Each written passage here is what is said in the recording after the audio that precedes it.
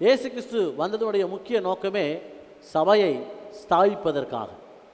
அதை ஸ்தாபித்த அந்த நாள் தான் பெந்தெக்கோஸ்தே நாள் என்று அழைக்கப்படுகிறது. அதில் முக்கியமாக பரிசுத்த ஆவியானவர் தம்முடைய சீஷர்கள் மேலே அளவில்லாமல் ஊற்றப்பட்டார். சீஷர்களுக்கு பரிசுத்த ஆவியை குறித்து இயேசு கிறிஸ்து யோவான் சுவிசேஷத்திலே தான் போகிறதுக்கு முன்பதாகவே அறிவித்திருந்தார். இப்படித்தான் பரிசுத்த ஆவியானவர் வருவார். நான் நிறைய காரியங்களுக்கு சொல்ல வேண்டும் என்கிற வாஞ்சை உண்டு. அந்த பரிசுத்த ஆவியானவர் யார், அவர் எப்படியெல்லாம் உங்களுக்கு உதவி செய்வார் என்றெல்லாம் எனக்கு எண்ணம் உண்டு. ஆனால் ஒன்றே ஒன்று மாத்திரம் நான் சொல்கிறேன். நீங்கள் நான் போகிறது நிமித்தம் நீங்கள் இடரலைய வேண்டாம்.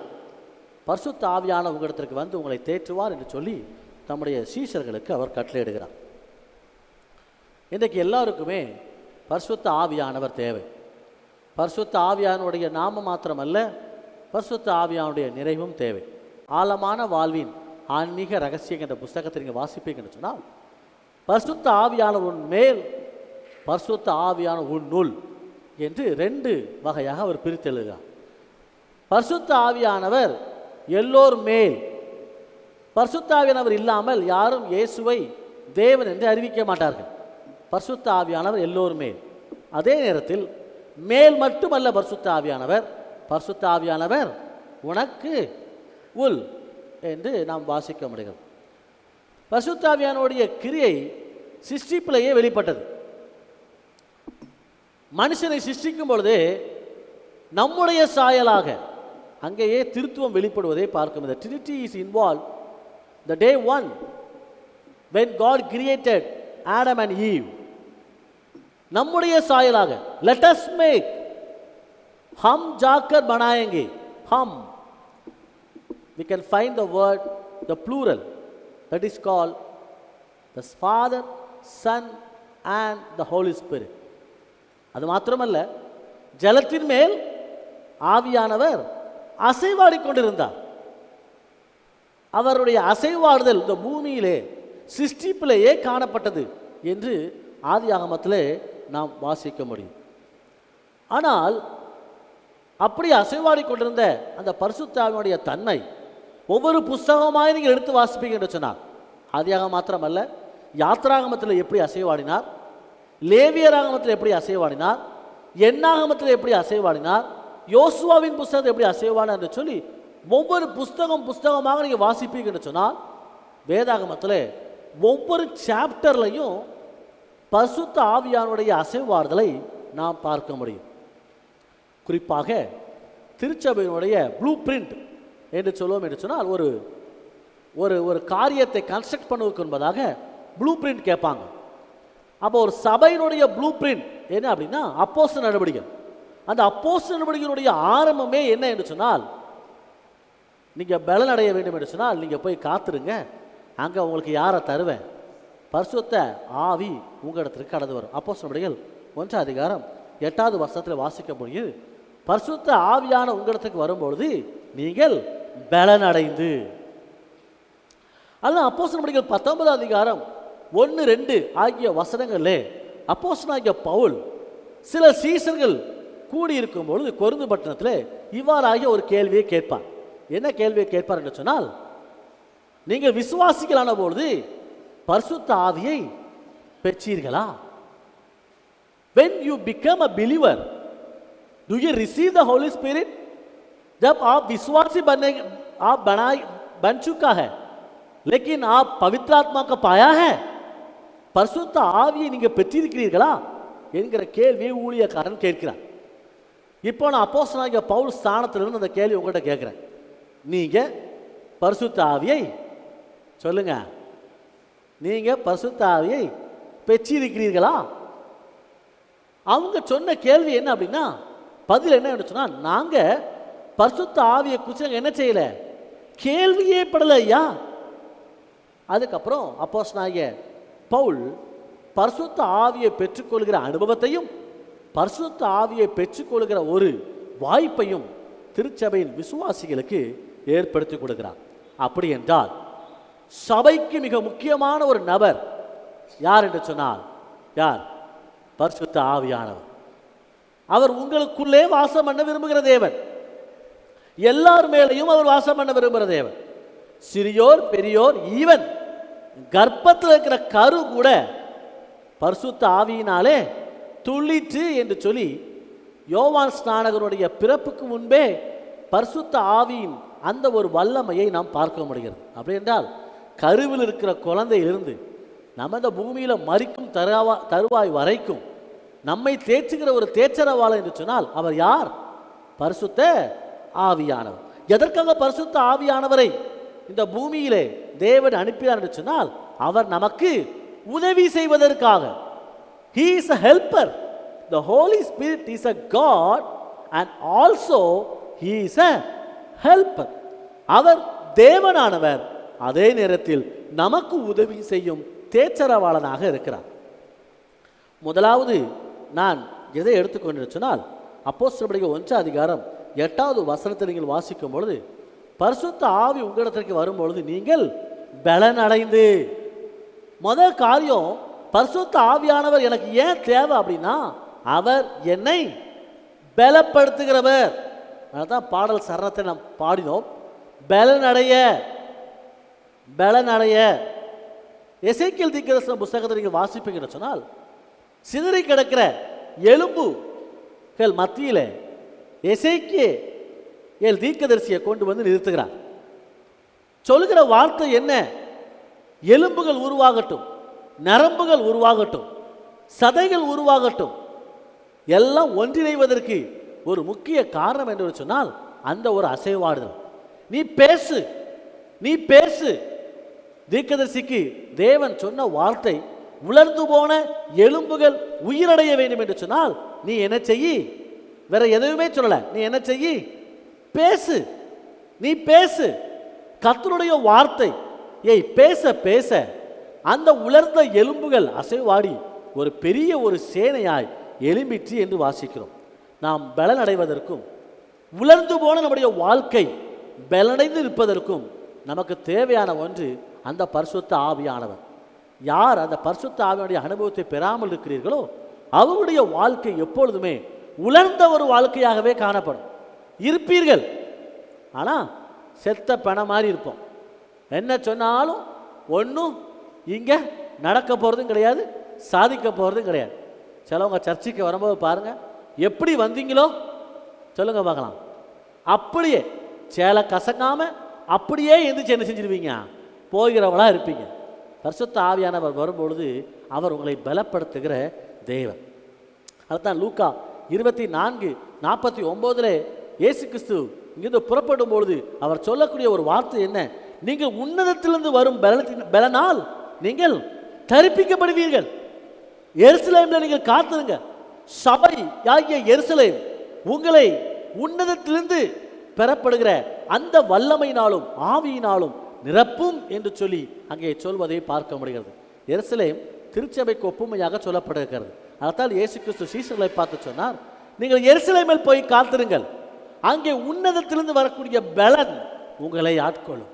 பயம் ஒரு பக்கம், பயந்திருக்கிற ஒரு வாழ்க்கை ஒரு பக்கம். என் வாழ்க்கை எப்படியாய் முடியுமோ? நான் இயேசு நம்பியிருந்தேனே, எல்லோரும் என்னை கைவிட்டு விட்டார்கள், இயேசுவும் என்னை கைவிட்டு விட்டாரோ என்கிற எண்ணம் சீஷர்கள் மத்தியில் ஆட்கொண்ட போது அவர் சொன்ன ஒரே ஒரு வார்த்தை, எருசலேமில் போய் காத்திருங்கள், சபையில் போய் காத்திருங்கள், உன்னதத்திலிருந்து வரக்கூடிய பலன் உங்களை என்ன செய்யும்? ஆட்கொள்ளும். எங்கே பரிசுத்த ஆவியான ஊற்றப்பட்டாரோ அப்போஸ்தலர்களை வாசித்தீர்கள் அல்லவா? மேல் வீட்டறையிலே அந்த பரிசுத்த ஆவியானவர் அக்கினிமயமான நாவு போல் ஊற்றப்பட்டார். அக்கினிமயமான நாவு போல் ஊற்றப்பட்ட அந்த பரிசுத்த ஆவியானுடைய பலனை தரித்த பின்பு அப்போஸ்தலனாகிய பேதுருவும் அவரோட கூட எழுந்து நின்ற சீஷர்களும் தைரியமாய் கிறிஸ்துவை பிரசங்கித்தார்கள். காரணம் என்ன? உன்னதத்திலிருந்து வரக்கூடிய பலன் அவர்களை ஆட்கொண்டது. எங்கே பரிசுத்த ஆவியானவர் உண்டோ அங்கே உன்னதத்திலிருந்து வரக்கூடிய பலன் ஆட்கொள்ளும்.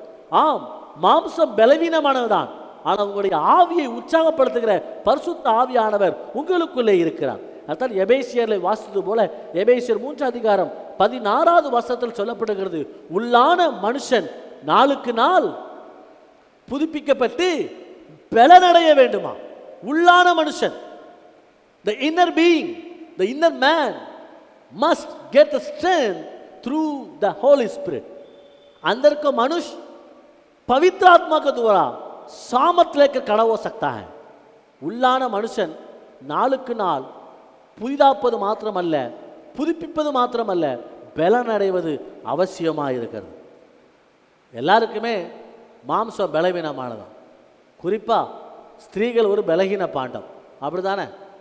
என்ன சொன்னாலும் ஐயா நாங்கள் பொம்பளைங்க தானையா, எங்களால் இவ்வளவு தான் நாங்கள் செய்ய முடியும் அப்படிங்கிற ஒரு டாப்பிக்கில் வந்து நிற்பீங்க. ஆனால் தேவன் சொல்லக்கூடிய ஒரு வார்த்தை, உள்ளான மனுஷன் பலப்படுவது அவசியமாக இருக்குது. உள்ளான மனுஷன் சோர்ந்து போயிட்டான் அப்படின்னா எல்லாமே முடிஞ்சிட்டு. The inner man should be get strength from the Holy Spirit. பரிசுத்த ஆவியானவர் உள்ளான மனுஷனை பலப்படுத்துவது அவசியமாக இருக்கிறது. இன்னைக்கு சபைக்கு வந்திருக்கிற ஒவ்வொருவரும் நீங்கள் கேட்கணும், அன்று ஆதி அப்போஸ்தலர் நாட்களில் ஊற்றப்பட்ட அந்த பரிசுத்த ஆவியுடைய வல்லமை என்ன பலப்படுத்தட்டும், என் குடும்பத்தை பலப்படுத்தட்டும், என் ஊழியத்தை பலப்படுத்தட்டும், என் தரிசனத்தை பலப்படுத்தட்டும். எவ்ரிபடி மஸ்ட் ஆஸ்க், ஆண்டவரே நீர் என்னை பலப்படுத்தும் என்று சொல்லி. ரெண்டு, இந்த பரிசுத்த ஆவியானுடைய இன்னொரு உதவி என்ன, அவர் என்ன உதவி செய்கிறார் சொன்னால், நம்முடைய உறவை அவர் புதுப்பிக்கிற தேவனாக இருக்கிறார். Not only he is giving strength, வெறுமனே அவர் பலப்படுத்துகிற மாத்திரம் அல்ல, he built the relationship with father and you. உங்களுடைய உறவை பிதாவோடு கூட இணைக்கிறவர் யார் என்று சொன்னால் யார்? பரிசுத்த ஆவியானவர். ரோமருக்கு நிருபம் 8 அதிகாரம் அதனுடைய 15வது வசனம் 16வது வசனத்திற்கு வாசித்து பார்ப்பீங்க என்று சொன்னால், அந்தபடியே திரும்பவும் பயப்படுகிறதற்கு நீங்கள் அடிமைத்தனத்தின் ஆவியை அல்ல, அப்பா பிதாவே என்று கூப்பிட பண்ணுகிற புத்திர சுவிகாரத்தின் ஆவியை நீங்கள் என்ன செய்திருக்கிறீர்கள்? பெற்றிருக்கிறீர்கள். நீங்கள் பயமுள்ள ஆவி அல்ல. ஒரு காலத்தில் எந்த காரியத்தை கேட்டாலும் நம் மனசு ரொம்ப பயமாக இருக்கும். ஏதாவது ஆயிருமோ, இப்படி ஆயிருமோ, அப்படி ஆயிருமோ என்கிற பயம். இன்றைக்கு நம்முடைய குடும்பத்தில் காணப்படுகிற பயம், பிள்ளைகளுடைய வாழ்க்கை குறித்து காணப்படுகிற பயம், புருஷனை குறித்து காணப்படுகிற பயம், மனைவியை குறித்தும் குடும்பத்தாரை குறித்தும் ஏற்படுகிற பயம். பயம் உன்னை அடிமைப்படுத்தும். It will make you a slavery. உங்களை அடிமையாக்கிறோம். அப்போ இந்த பரிசுத்த ஆவியானவர் இரண்டாவது என்ன செய்கிறார் சொன்னால், he build the relationship with you and the father. பிதாவோடும் உங்களோடு உள்ள உறவை இணைக்கிறவர் யாருன்னா யாரு சொல்லுங்க? வேணுமா வேண்டாமா? அந்த பரிசுத்த ஆவியானவர். அவர் இல்லை அப்படின்னா நீங்க அடிமை, விடுதலையாக முடியாது. அதனால தான் சொல்றாரு, அவர் உறவை இணைக்கிறவர். பயந்து ஒதுங்கிறது அல்ல. அப்பா பிதாவே, அப்பா செய்யுங்கப்பா, எனக்கு தாங்கப்பா, எனக்கு நடத்தி தாங்கப்பா, எனக்கு இதை முடிச்சு தாங்கப்பா அப்பா அப்படின்னு கேட்கக்கூடிய அவர் அப்பா. நீங்க ஒரு பிள்ளை. அந்த ஒரு புத்திர சுவிகாரத்தை கொடுத்தது யாரு? யார்? பரிசுத்த ஆவியானவர். அடிமையாக அல்ல. There are many things make a slavery. நம்ம நிறைய காரியத்துக்கு அடிமையாக இருக்கிறோம், விடுதலை அடைய முடியல. என் சிந்தனையை சரியாக்க முடியல, என் பேச்சை சரியாக்க முடியல, இந்த பாவத்திலிருந்து நான் விடுதலையாக முடியல, நான் அடிமையா இருக்கிறேன். அதுதான் யோவான் சுவிசேஷத்தில் வாஸ்தவம் அல்லவா? அந்த பரிசுத்த ஆவியானவர் யாராம்? பாவத்தை குறித்தும் நீதியை குறித்தும் அவர் யாராம்? கண்டித்து உணர்த்துகிறவர். He build relationship. சும்மா என்ன பண்ணாலும் சரி சரி சரி அப்படின்னு சொல்றவர் அல்ல பரிசுத்த ஆவியானவர். அவர் கண்டித்து உணர்த்துவார். ஒரு தப்பு பண்றதுக்கு முன்னாடியே சொல்லுங்க, நீ செய்யறது தப்புன்னு சொல்ற பரிசுத்த ஆவியானவர் உங்களுக்கு உண்டு. He always warns us.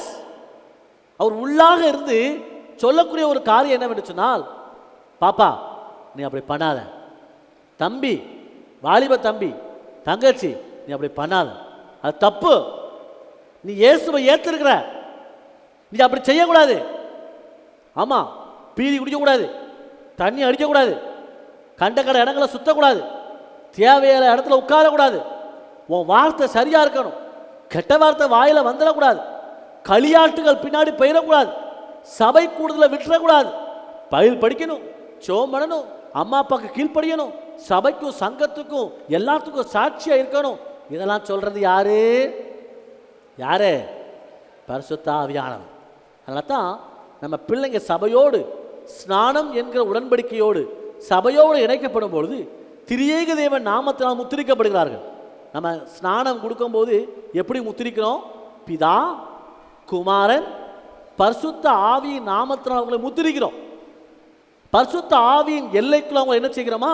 நம்ம அவங்கள கொண்டு வருகிறோம். அப்படிப்பட்ட பரிசுத்த ஆவியானவர் அவங்களுக்குள்ள இருந்து எதை குறித்து கண்டிச்சு உணர்த்துவாராம்? பரிசுத்த ஆவியானவர் இருந்தால் தான் யாரை குறித்து கண்டிச்சு கொண்டு வர. சிலவங்களுக்கு என்ன பாவம் செஞ்சாலும் என்ன கிடையாது, பிரச்சனையே கிடையாது. ஏன்னா சொல்லுங்க, ஏன்னா எனக்கு தான் பாஸ்டருக்கு என்னப்பா வந்தால் எப்பவும் கேள்வி தான் கேட்பார், சர்ச்சைக்கு வந்தால் 2 கேள்வி கேட்பார். இல்லை, உங்களுக்கு இருக்கிற பரிசுத்த ஆவியானவர் நீங்கள் செய்கிறது தவறு என்று சொல்லி சுட்டி காட்டுவார். எத்தனை தடவை நீங்கள் பண்ண தப்பை சுட்டி காட்டியிருக்காரு. கையை தூக்குறதுக்கு பயமாக இருக்குன்னு நினைக்கிறேன். நீங்கள் கையை தூக்க வேண்டாம். கையை தூக்காமல் உங்கள் உள்ளத்துக்குள்ள இருக்க ஒரு மனுஷன் கையை தூக்க சொல்லுங்கள். நீங்கள் செய்கிற தப்பை கண்டித்து உணர்த்திருப்பார். ஏய் தம்பி, ஸ்கூலில் யாரும் பார்க்கலன்னு நினைக்காத, நான் உன்னை பார்த்துக்கிட்டு இருக்கிறேன், நீ பண்ணுறது தப்பு. பாப்பா, நீ பண்ணுறது தப்பு. அம்மா அப்பா இல்லை, பார்க்கலன்னு பார்க்கல, நீ பண்ணுறது தப்பு. ஏன் நாட் ஓன்லி சில்ட்ரன், நமக்கே எத்தனை தடவை நம்ம தடுக்கி விழும் போதெல்லாம் ஆண்டவர் கண்டிச்சு உணர்த்திருப்பார். இந்த தப்பை உன் மனைவி முன்னாடி பண்ணுவியா? இந்த தப்பை உன் புருஷன் முன்னாடி பண்ணுவியா? இந்த வார்த்தை அவங்க முன்னாடி பேசுவியா? அவங்க இல்லைன்னா போது வாய்கிலேயே இவ்வளவு பேசுற, அவங்க முன்ன பேச பார்க்கலாம். கண்டிச்சு உணர்த்தவர் யார்? பரிசுத்த ஆவியானவர். யாரை குறிச்சும் பேசிடக்கூடாது. அம்மா தப்பா யாரை குறிச்சும் பேசிடக்கூடாது. அவங்கள குறிச்சு இவங்களை குறிச்சு ஒருவேளை அவங்க தப்பு பண்ணியிருந்தாலுமே, even they did wrong, you don't have a right to speak about them in your family. உங்க குடும்பத்துக்குள்ள அந்த நபரை குறித்து பேசுறது தப்பு. ஆமா, அது அடுத்த வீடு, அது வேற, அவங்க வேற. அந்த புருஷனை குறிச்சும் அவங்க வீட்டை குறிச்சும் அவங்க அந்த சகோதரியை குறிச்சும் அவங்க பிள்ளைகளை குறிச்சும் பேசுறது தப்பு. பரிசுத்த ஆவியானவர் கண்டித்து உணர்த்துவார். பேசக்கூடாது சொல்லுவார். Don't talk about other family, it will spoil your entire life. உனக்கு உள்ளான வாழ்க்கை நசிப்பிக்கப்படும். பரிசுத்த ஆவியானவர் நம்ம கண்டித்து உணர்த்துவார். அப்போ பரிசுத்த ஆவியானவர் பிதாவோடு கூட உறவை புதுப்பிக்கணும்னா ஆண்டவர் கண்டிச்சு உணர்த்தும் போது நம்ம ஆண்டவர்கிட்ட மனம் திரும்பிடணும். யூ ஆர் டூயிங் ராங், யாரும் பார்க்க நினைக்கல, நீ பண்ற தப்ப யாரும் பார்க்க நினைக்கல. ஹி இஸ் வாட்சிங் ஓவர் எவ்ரிதிங். அவர் எல்லாத்தையும் பார்க்குறான். அவன் தப்பா நினைச்சிருவான், இவன் தப்பா நினைச்சிருவான், எவன் தப்பா நினைச்சிட்டு போறான்.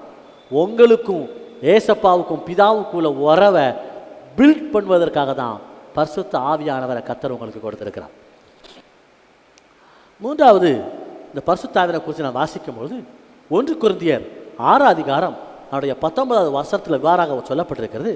1 கொரிந்தியன் சாப்டர் 6 verse 19 says, 1 கொரிந்தியர் 6:19, உங்கள் சரீரம் பரிசுத்த ஆவியின் யாருடைய ஆலயம்? You are the temple of the Holy Spirit. உங்க சரீரம் யார் தங்கக்கூடிய ஆலயமா? பரிசுத்த ஆவியானவர் தங்கக்கூடிய ஆலயம். ஆமா, you don't have any right. இந்த சரீரத்தை வச்சு பாவம் செய்வதற்கு நமக்கு எந்த அருகதையும் இல்லை. அதான் சொல்றாரு, I want to come and I want to live with you. நான் உங்க கூடவே வந்து வாசம் பண்ண விரும்புகிறேன்.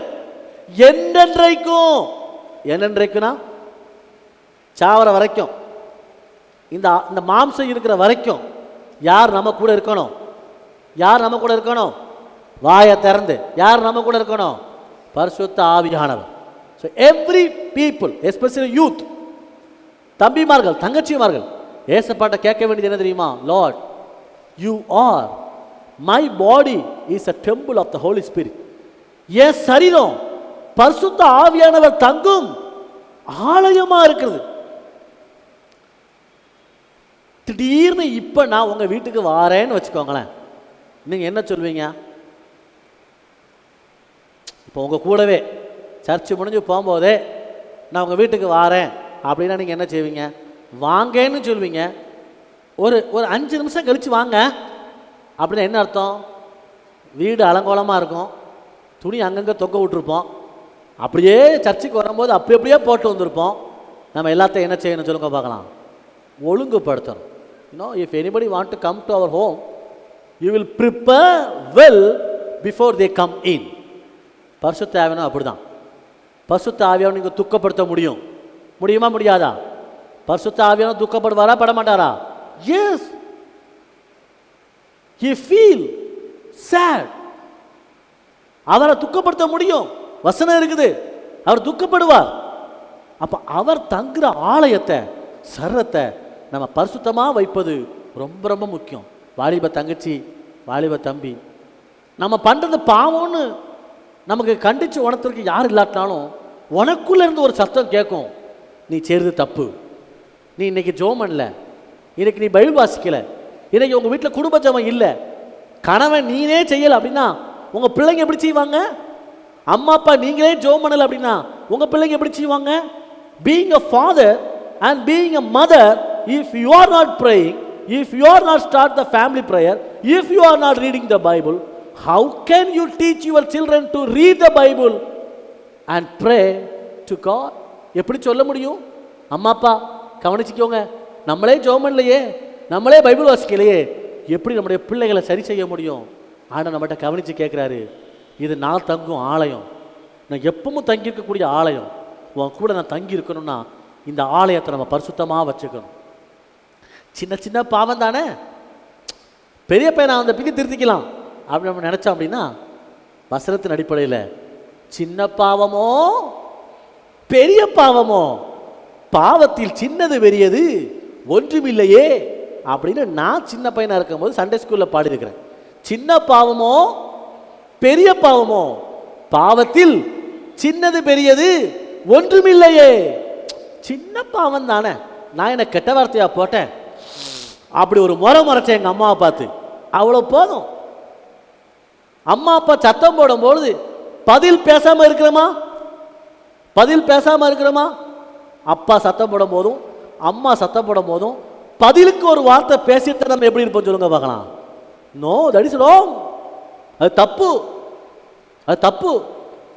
நம்மளை அம்மா அப்பா கரெக்ட் பண்ணும்போது, ஏய் போவாத, உங்களுக்கு என்ன தெரியும், உடனே சொல்லிடுது உங்களுக்கு என்ன தெரியும், ஏய் யார் ஃபோனில் பேசுறது, சும்மா இருங்கம்மா, ஃபோனை வை, இப்போ தானே எடுத்தேன். நம்ம பதில் பேசிட்டு தான் அதுக்கு நம்ம கீழ்ப்படுகிறோம். No, it is not. உன் சரீரம் ஏசப்பா தங்கக்கூடிய ஆலயம். ஆமாம், ரொம்ப கவனமாக இருக்கணும். அவர் தங்குற ஆலயம். நான் வளர வளர வளர வளர அவர் சத்தத்தை கேட்கணும். சாம்பேல் சின்ன பிள்ளையா இருந்தாலும் ஏசப்பா பேசுறத, தேவன் பேசுறத அவன் என்ன செஞ்சான்? கேட்டான். இன்னைக்கு நிறைய பேர ஏசப்பாவும் தட்டி விடுறாங்க, ஏ எந்தி எந்தி எந்தி. நீங்கள் அம்மா அப்பா தான் தட்டி விட்றாங்கன்னு சொல்லிட்டு, அம்மா போங்கம்மா இன்னொரு அரை மணி நேரம் தூங்கிக்கிறேன், இன்னைக்கு லீவ், இன்னைக்கு ஒரு 5 நிமிஷம் எக்ஸ்ட்ரா தூங்கிக்கிறேன். வந்து தட்டினது யாராக இருப்பா சொல்லுங்க பார்க்கலாம்? ஏசப்பாவாக இருப்பார். எந்திப்பா, 5 மணி ஆயிட்டு, 6 மணி ஆயிட்டு, அட்லீஸ்ட் கொஞ்சம் ஜெபம் பண்ண, அட்லீஸ்ட் ஒரு சின்ன ஒரு ப்ரேயர் பண்ண. ஐ am not worthy, I am not worthy. ஆனால் அவர் சொல்கிறாரு, என் தோல்வி, என் வெற்றி, என் சக்ஸஸ், என் ஃபெயிலியர் என்ன ஆனாலும் அவர் என்னை விட்டு போகாது இருக்கிற பரிசுத்த ஆவியானவர். He is always be with me. There are friends around you. When success they are with you. நீங்கள் வெற்றி அடையும் போது கை தட்டுறதுக்கு நிறைய பேர் இருப்பாங்க. நீங்கள் தோல்வி அடையும் போது உங்கள் முன்னாடி ஒன்றும் சொல்ல மாட்டாங்க, பின்னாடி இருந்து முதுகுல குத்துற மாதிரி 4 வார்த்தையை பேசி, வேணும் வேணும், இவளுக்கு இன்னும் வேணும், இன்னமும் வேணும், இவளுக்கு வேணும், என் புருஷனுக்கு வேணும், என் பிள்ளைக்கு வேணும் சொல்கிறது தான் நிறைய பேர் நம்மளை சுற்றிலும் இருப்பாங்க. Yes, be careful.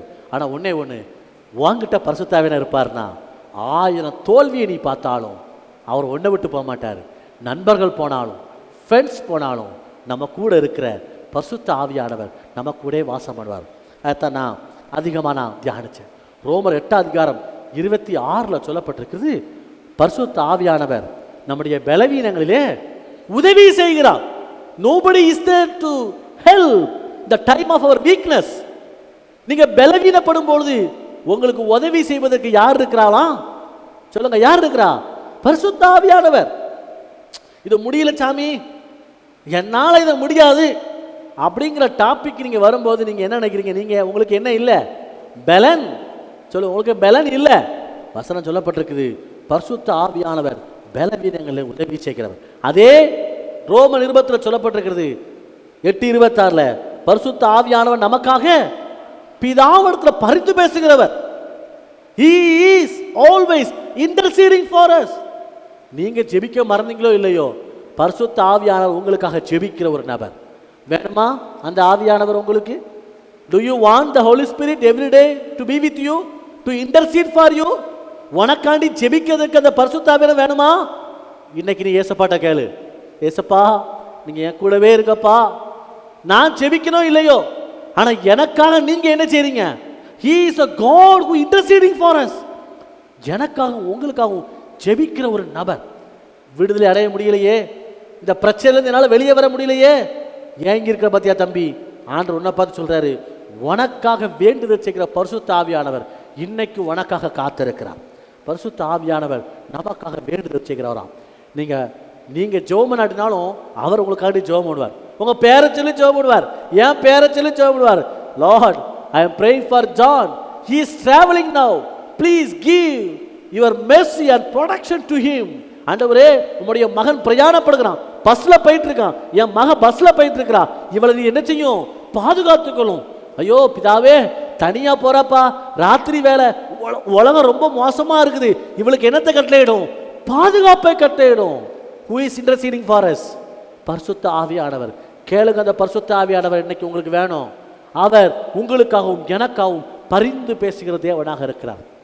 கடைசியாக பரிசுத்த ஆவியானவர் யாராம்?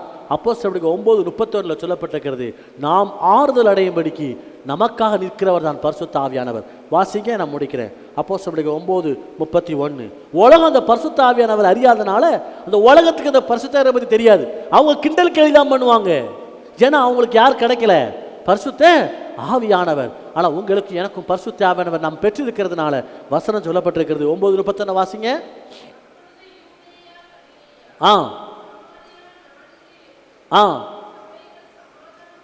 சபைகள் சமாதானம் பெற்று பக்தி விருத்தி அடைந்து கர்த்தருக்கு பயப்படுகிற பயத்தோடும் பரிசுத்த ஆவியின் ஆறுதலோடும் என்னது வளர்ந்து பெருகின சபை. சபை எப்படி வளர்ந்து பெருகுமா? Church how it will grow? பரிசுத்த ஆவியானவருடைய ஆறுதலினால. சபை எப்படி வளருமா? பரிசுத்த ஆவியானவர் கொடுக்கிற பக்தி விருத்தியினால. சபை எப்படி வளருமா? பரிசுத்த ஆவியானவர் கொடுக்கிற சமாதானத்தினால. கேட்கணும், ஆண்டவரே அந்த ஆறுதல் எங்களை வளர்ச்சி அடைய பண்ணும். அந்த ஆறுதல் இந்த உலகத்துக்கு தெரியாது. The world may not know about the Holy Spirit. அவங்களுக்கு தெரியாது, அதனால அவங்களுக்கு கிடைக்கல. வசனம் அப்படிதான் சொல்லப்பட்டிருக்கு. யோவான் 14வது அதிகாரம் 17வது வசனம் சொல்லப்பட்டிருக்கிறது. உலகத்துக்கு அந்த பரிசுத்த ஆவியை பற்றி தெரியாதனால, அறியாததுனால அவங்க அதை என்ன செஞ்சிருக்க மாட்டாங்க? அந்த பரிசுத்த ஆவியை பெற்றிருக்கிற மாட்டாங்க. நாங்கள் அந்த பரிசுத்த ஆவியை நாங்கள் என்ன செஞ்சிருக்கிறோம்? பெற்றிருக்கிறோம். நம்ம எல்லாரும் முழங்கால் படிக்கிட்டு ஆண்டவருடைய சமூகத்தை நம்ம கேட்க போறோம். ஆண்டவரே, எங்களுக்கு அந்த பரிசுத்த ஆவியின் பலனை தாங்கப்பா. ஒருவேளை நீங்க என் கூட இருக்கிறீங்க, பட் நான் நிறையாட்ட மறந்து போயிட்டேன். But I need you Lord. எனக்கு நீங்க வேணும் ஆண்டவரே. Shall we all kneel down and request? முடிஞ்சவங்க நெடுமுழங்கால நில்லுங்க.